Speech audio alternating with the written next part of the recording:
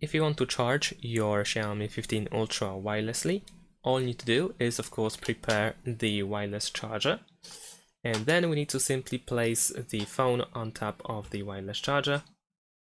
If it doesn't work, you might want to move it a little bit up or down until you have the connection. As you can see, now I am charging, it works just fine.